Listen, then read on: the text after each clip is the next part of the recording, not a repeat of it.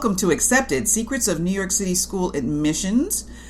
I'm here with Alina Adams, author of the ebook, Getting into New York City Kindergarten. I'm Victoria Chapman, and today we're going to talk about what your child should be doing in preschool to get ready for kindergarten admissions, or as I like to call it, kindergarten prep.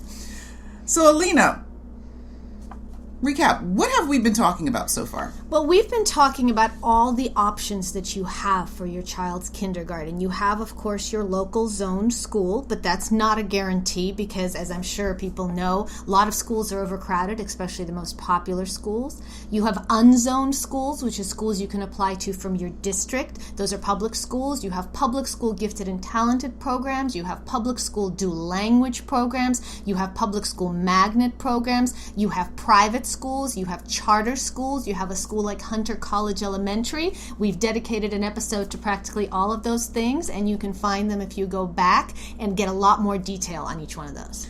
Okay, so we've covered all these bases, and go back, check the podcast, listen to them again. I'm sure every time you listen, you're going to pick up something new that's going to be specific to what you need. But today is the big day when it comes to Kindergarten Connect.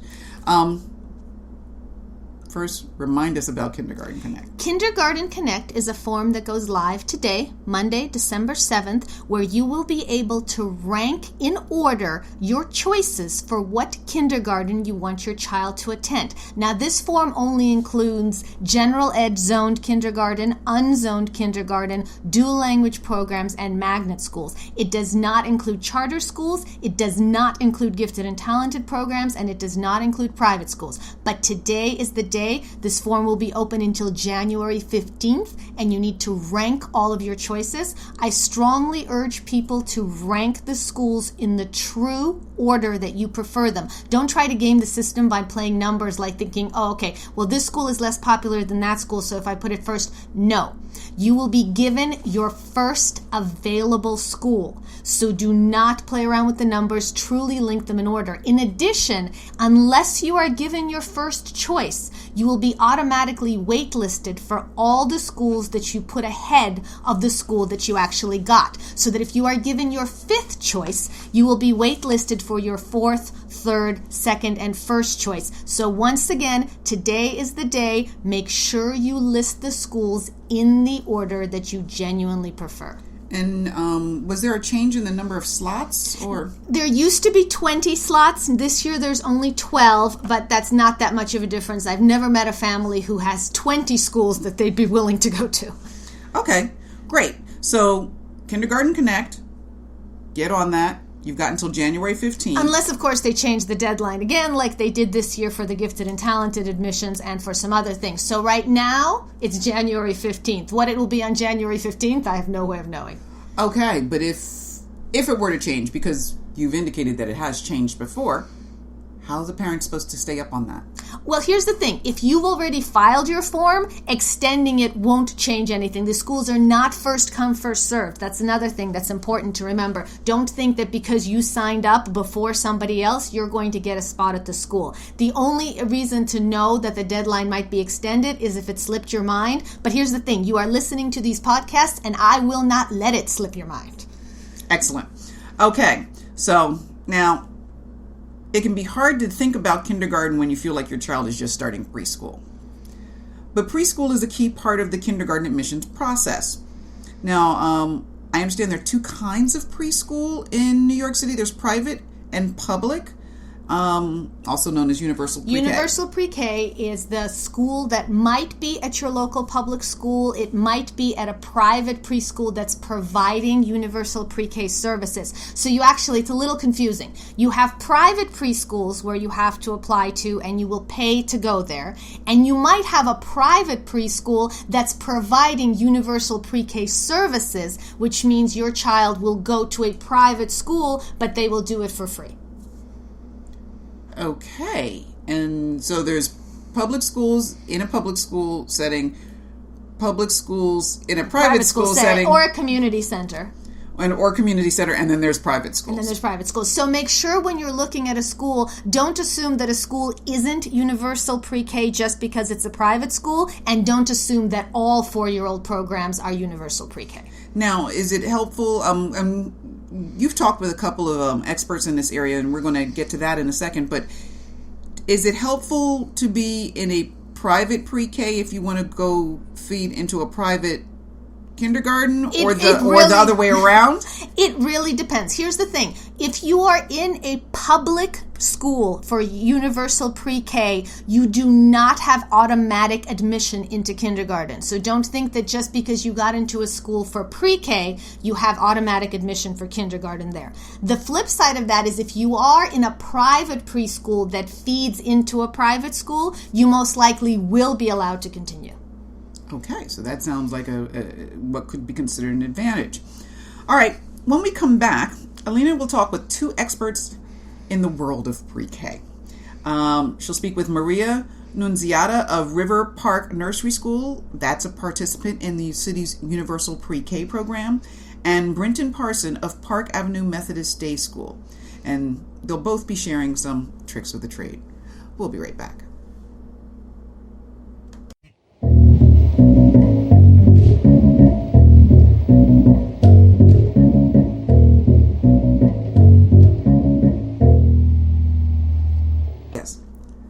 Hi, welcome back to Accepted, Secrets of New York City School Admissions with Alina Adams, author of the ebook, Getting into New York City Kindergarten. River Park Nursery School on Manhattan's Upper West Side has been serving that area's children, ages 2 to 5, for over 4 decades. And this year, River Park became a Universal PreK school, which means 4-year-olds can now attend for free. Lena recently spoke with River Park's co-director, Maria Nunziata, about what the school does to get your children ready for kindergarten admissions. Hello, Maria. Welcome getting into NYC Kindergarten. Hi, Alina. How are you? I'm great. Let's talk about the most important thing that's on the mind of most New York City parents. What should your child be doing in pre-K to get them ready for kindergarten? Well, I think the kinds of things that are important for kindergarten are basic social skills.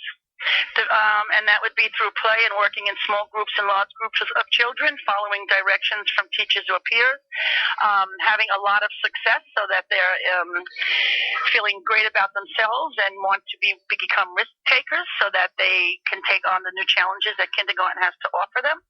There are certain specific things that I know kindergarten curriculum looks for, and they are quantitative skills and concepts that children have, things like patterning, shapes, visual spatial relationships, the ability to decode once they're in kindergarten, and the kinds of things we do in pre-K are audio discrimination, visual discrimination, that meaning finding out what's wrong in pictures, what's the same about pictures, what sounds can you recognize, do you hear any unfamiliar sounds, can you identify them? So visual, audio experiences are very important to have lots of exposure to, so that they're ready for that decoding process, which is what happens.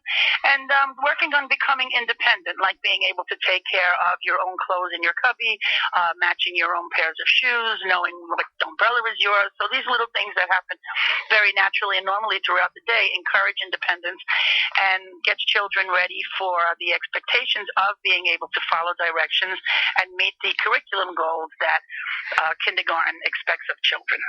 So when you use terms like decoding and all sorts of other things, what should parents look for when they walk into a potential preschool to make sure that this is the kind of schools that offers those skills? What tangible things should they be looking for? Well, I think a lot that you should look for are, to look around the classroom and look on the walls to see what kinds of children's dictation is being hung up on there, to see if there are word games that are being hung up on there, to see if it's child-oriented, not just teacher-oriented. Mm-hmm. It doesn't have to be the cat family and the ox family, but things that words, literature from the children, little stories that they make up, pictures and dictation that they may say about it, and also some creative and inventive spelling, so that if the child wants to write stop sign on their picture, they can do that. Labeling around the classroom is a very natural way to Introduce language and literature to your children on familiar signs like exits, cubbies, art center, block room, and those particular areas. So things that are familiar to children that are put up in print reinforce that decoding process. And again, it's important to use a lot of what comes from them so that they're the leaders in that, and they'll be able to have successful experiences with it. For parents who are nervous or anxious about the test that their children may have to take to get into kindergarten, what skills might they be learning right now in pre-K that will get them ready for those tests? A lot of verbal comprehension, being able to experience and understand what's being spoken to them, because these tests have specific statements as far as what the children are supposed to have to listen to and follow the directions of. So the fact that if children can listen to, let's turn to the red page and find the square box in the red page, there are multiple kinds of directions that the children are given. So if they have experience with that, they're more familiar with that particular process. Verbal reasoning, the ability to gain and to express what they're seeing and why they're putting particular shapes or colors or animals together. They'll be those will be components of the test. So not only is the child asked to group things together, but what made you come up with that conclusion? So if children are playing sorting and grouping games, to allow them to engage in verbal activity, the verbal process of that experience also, so that they'll have that experience and knowledge under their belt. And also when it comes to explaining why this group has more than that, because this has 5 and that only has 2. So having your child work on the verbal expressions of them is definitely a component that's looked at and scored in these tests. Now, how many years have you been doing this? How many years has River Park been in operation? River Park's here for 47 years, and I'm here for 40 of those years. So you've pretty much seen it all. Well, I've grown up here, and I've learned a lot about it, and I've had excellent opportunities to understand the value of all of it, and also to make it pleasurable for children, so that these expectations come very naturally for them. So currently you offer a program for 3s, and you also offer Universal PreK for 4s. How can parents find out more about River Park? We have a website, that's riverparknurseryschool.com. We advertise in local papers, Big Apple Parent. We have word of mouth. We're on the Upper West Side, so we're always in the playgrounds. It is a parent co-op also, so parents help us with advertisement. We go out to playgrounds. We leave flyers in local areas. They can contact us at riverparkns@verizon.net, and they can call us because we still love phone conversations at 212-663-1205. So it can be through our internet, it can be through our website, it can be through street fairs. We do the Amsterdam Avenue and the Columbus Avenue street fairs. We do the Columbia University Child Care Fair. We try to get involved in as many community events to expose the community to us and us to the community. Terrific. Thank you so much for joining us today. We really appreciate your insight. You're welcome. I appreciate participating, and good luck. So that was Maria Nunziata of River Park Nursery School, a Universal PreK. But what do private schools do differently when it comes to preparing your child for getting into the school of your dreams? Park Avenue Methodist Brenton Parson lets us in on some closely guarded secrets. When we return, we'll be right back.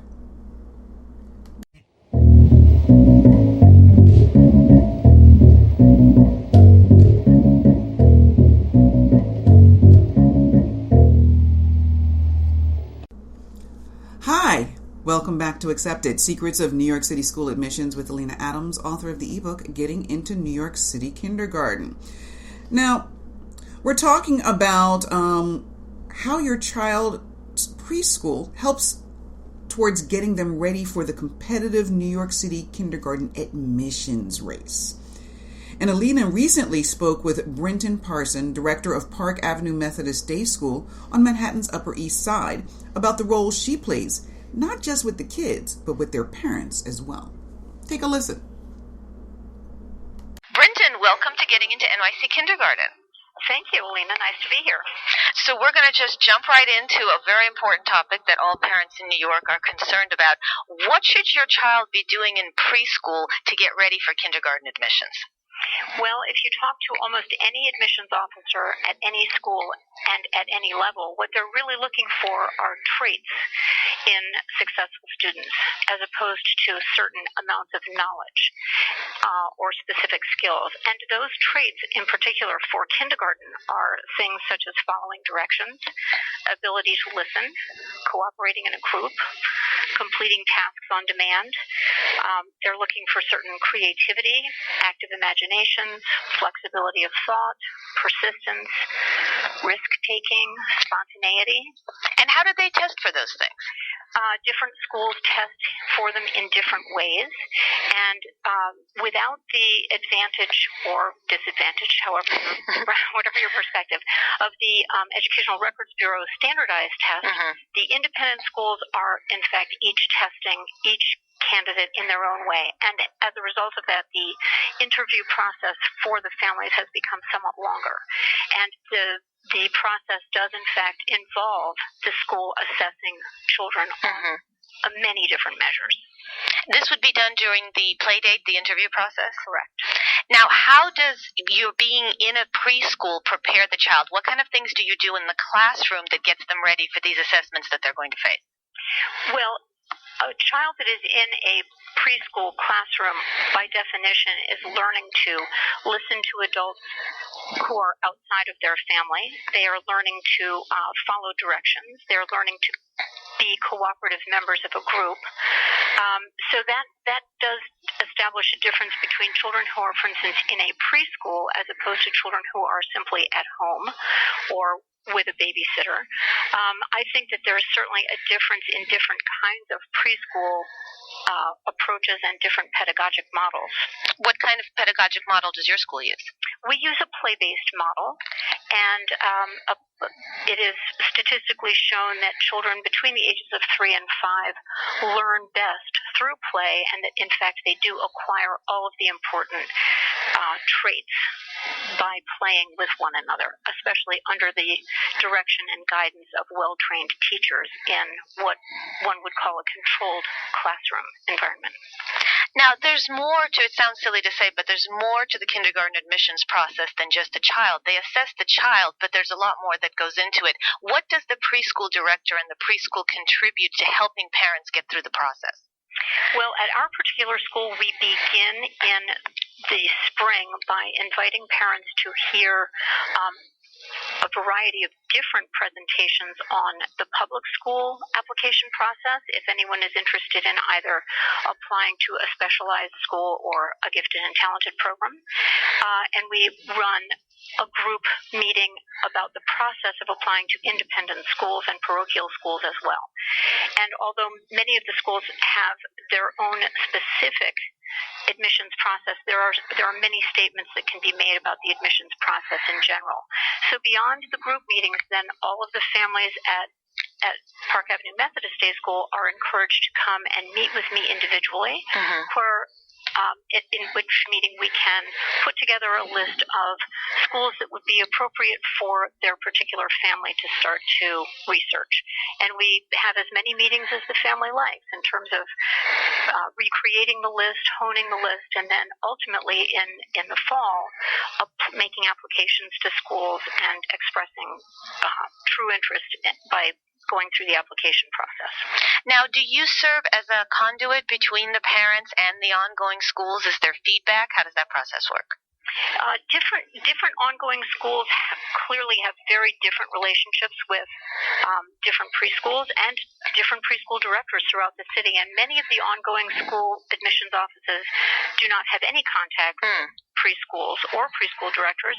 And many, especially now that the Educational Records Bureau test has been eliminated, have started to make a point of coming to see the candidates in the applicant pool in the preschool setting. So I have been in touch personally with many more admissions offices this year than in years past.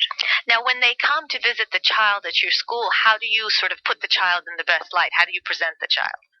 Well, that's a good question, and I think that I always ask the admissions office what it is they're looking for, and often that will depend on what they have already seen in the child's playgroup setting. So if they've assessed a child and they're wondering whether or not this is a child that is, in fact, cooperative in a group, they might ask to see the class in a group meeting.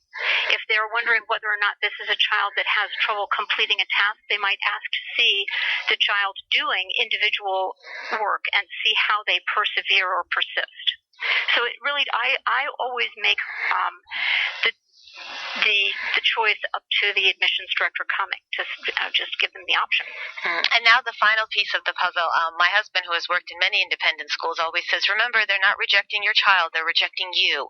Let's talk about the role parents play in the process, and how can parents make sure that they put their best foot forward when they're interviewed?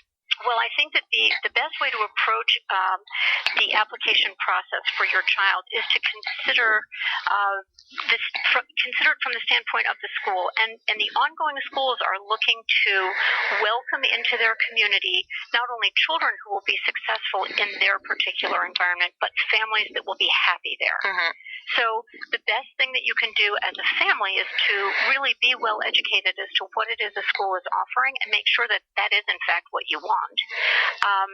And then, again, they're looking for cooperation among the children. Be a cooperative parent applicant, you know. Take the process as seriously as you would a job interview for yourself. Mm-hmm. All right, thank you very much for joining us today. We really appreciate your advice. Thank you for asking me. Well, there you have it. Now go forth and apply. Okay, Alina, we've got a question from a listener, and that is, because of the difference in age cutoffs between public and private school kindergartens, what are the pros and cons of having one's child do public kindergarten for a year and then applying to a private school the following year? All right, well, this is something that comes up a lot because the birthday cutoffs are different. Public school needs your child to be turning 5 years old during the calendar year when they will start kindergarten, which means it doesn't matter if your child's birthday is January 1st or December 31st, that is the year they will start kindergarten. What that also means is that if your child has a birthday in October, November, December, it means they will be starting kindergarten before they turn 5 years old. Private schools, most of them will tell you that their cutoff is September 1st, but in reality, it's more like June 1st or even May, because especially boys with summer birthdays are often considered immature, and schools would rather they wait a little bit before they started private kindergarten.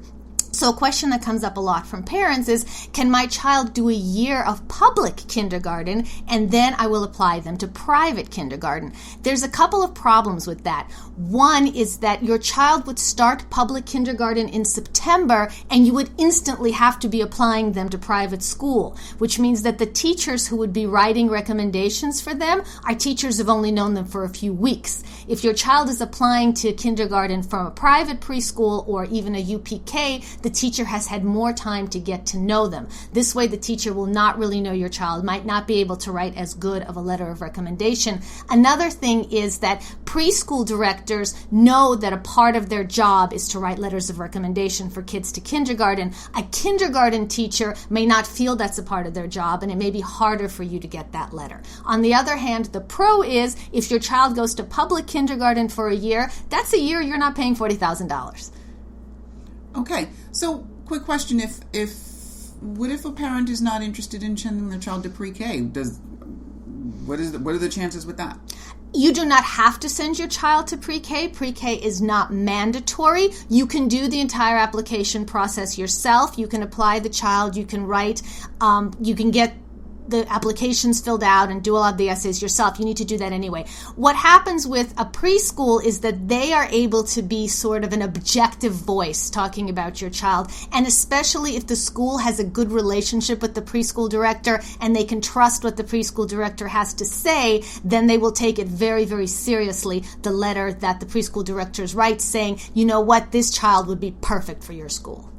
Okay, so the recommendations are not required, but they are always helpful. Some schools do need some sort of recommendation, but then again, it doesn't have to be a preschool teacher. It could be if your child has done a Gymboree class or a class at the community center or someone else. It's just that, as a rule, preschool directors, that's what they do, so they really know what they're doing.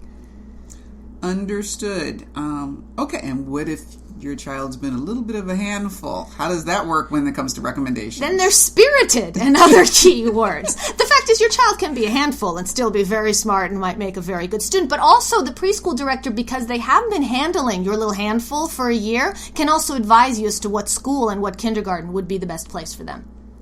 That is really good news. That's good. And that helps parents kind of know how to navigate. I always say, aspect. when people say to me, how do I know what's the best school for my child? I said, really listen to your preschool director. Don't listen to them 100% in the sense that it goes against your own gut feeling, but your preschool director and your child's preschool teachers really do know what they're doing. Okay, so where are you going to be talking next? Well, I've got a couple of events coming up. I've actually got one tomorrow, December 8th, at the Little Bit Store, which is downtown in Soho. And then December 9th at Torley Kids, which is a children's clothing boutique. And on December 15th, I'll be at Crave It, which is a bakery, which means baked goods come with the talk. That's always fun. So go to my website, alinaadams.com. You can get all the information about my events, and you can RSVP there. And that's also where they can get the book? That is also where they can get the book via a link to Amazon.